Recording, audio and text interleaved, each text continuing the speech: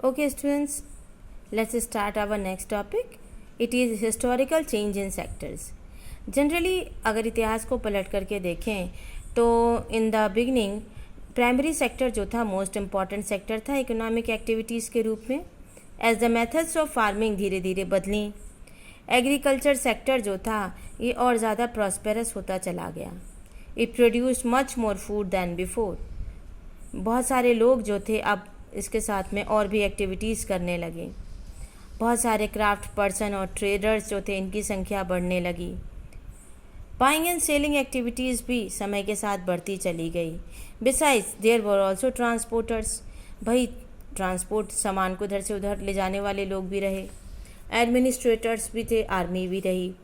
ये सब अपने आप time to time accordingly grow करती चली गई. However at this stage most of the goods जो हम प्रोड्यूस करते थे वो नेचुरल प्रोडक्ट्स होते थे from the primary sector and mostly people were also employed in the primary sector. Over a long time हमने देखा मोर देन 100 ईयर्स को हम इसमें कैलकुलेट करते हैं. जब न्यू मेथड्स ऑफ मैन्युफैक्चरिंग को इंट्रोड्यूस किया गया, फैक्ट्री कल्चर शुरू हुआ तो धीरे धीरे इनका विकास भी शुरू हुआ. जो लोग पहले खेतों में काम करते थे अब वो फैक्ट्रीज़ में बड़े पैमाने पर काम करने लगे.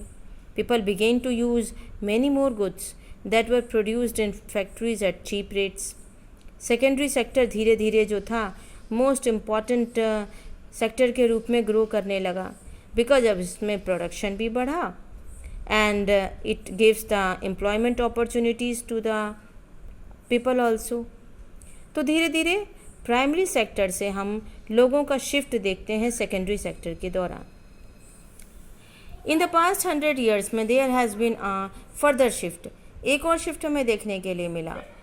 जब सेकेंडरी सेक्टर काफ़ी फ्लॉरिश्ड हो गया तो लोगों का अब रुझान जो था वो सर्विस सेक्टर की तरफ हुआ. Most of the working people जो हैं are also employed in the service sector. This is a general pattern observed in developed countries. अधिकतर डेवलप्ड कंट्रीज़ में हम देखते हैं. What is the total production and employment in the 3 sectors in India over the years? Have there been changes similarly to the pattern? हम जैसे दूसरे developed countries में देखते हैं, क्या इस तरीके का कुछ परिवर्तन हमें अपने देश में भी नज़र आता है? अपने इस प्रश्न का उत्तर जानने के लिए हम इस टॉपिक पर चलते हैं. Primary, secondary and tertiary sector in India. यहाँ पर आप देखो ग्राफ 2 दे रहा है. ग्राफ 2 में अलग अलग टाइम और अलग अलग रेशियो के हिसाब से बताया जा रहा है. पहला टेबल जो है वो आपको 1971 और 72 का है और दूसरे टेबल में 2011 है और 12 के बीच का है.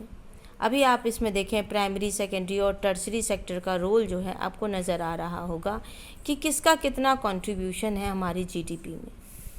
ग्राफ 1 दिखाता है कि जो प्रोडक्शन ऑफ गुड्स और सर्विसेज थे इन तीनों सेक्टर्स में 71 और 72 के दौरान और उसके बाद में अभी के कैलकुलेशन को अगर हम कंपेयर करेंगे तो वहाँ पर हमें बहुत मेजर चेंजेस नज़र आते हैं. Rising importance of the tertiary sector over the 30 years के दौरान 71-72 से लेकर 2011-12 के दौरान जब प्रोडक्शन जो था तीनों सेक्टर्स में बढ़ा, it has increase the most in the, लेकिन ये सबसे ज़्यादा इंक्रीज हुआ टर्सरी सेक्टर में. इसका परिणाम क्या हुआ? 2011 और 12 में टर्सरी सेक्टर जो थे लार्जेस्ट प्रोड्यूसिंग सेक्टर के रूप में हमें नज़र आने लगा और इसने प्राइमरी सेक्टर को रिप्लेस कर दिया. अब ये टर्सरी सेक्टर जो है इतना इम्पॉर्टेंट क्यों हो रहा है? ये बोर्ड में भी क्वेश्चन आता है कि tertiary sector has become dominant in the economic activities arena. Why? Firstly, in any country several services जैसे हॉस्पिटल से लेकर educational institution, post office, telegraph service, police station, court, village administration offices, municipal corporation, defence, transport, bank, insurance companies, ये सभी जो हैं हमें बड़े आसानी से अपने आसपास में अलग अलग तरह के सर्विसेज नज़र आती हैं. सेकेंडली, जब डेवलपमेंट हुआ एग्रीकल्चर और इंडस्ट्री सेक्टर का तो धीरे धीरे अब इसको सपोर्ट करने के लिए हमने अपने अलग अलग सर्विसेज को भी इम्प्रूव किया. जैसे ट्रांसपोर्ट सिस्टम को बढ़ावा दिया, व्यापार को स्टोर करके रख सकें। भैया प्रोड्यूस कब करोगे, जब उसको स्टोर करने की भी क्षमता होगी। थर्ड, प्राइमरी और सेकेंडरी सेक्टर की ग्रोथ के बाद में इनकम लेवल जो थी लोगों की बढ़ी। अब उन्होंने और ज़्यादा सर्विसेज को डिमांड की, जैसे बाहर जाकर खाना खाना, टूरिज़्म में शॉपिंग करना, private hospital, private school, professional training. जब आप डिमांड करोगे तभी तो मार्केट में उसकी जो अवेलेबिलिटी है वो बढ़ेगी। Fourth, over the past decade or so certain new services जैसे as those based on information और कम्युनिकेशन टेक्नोलॉजी पर जो बेस्ड थे, ये इम्पॉर्टेंट और एसेंशियल पार्ट बन गए। The production of these services has been rising rapidly, बहुत तेज़ी से बढ़ने लगा। तो यहाँ पर हमें ये याद रखना है कि not all of the service sector is growing equally. Service sector India में एम्प्लॉय करता है अलग अलग तरीके के लोगों को। Eight one and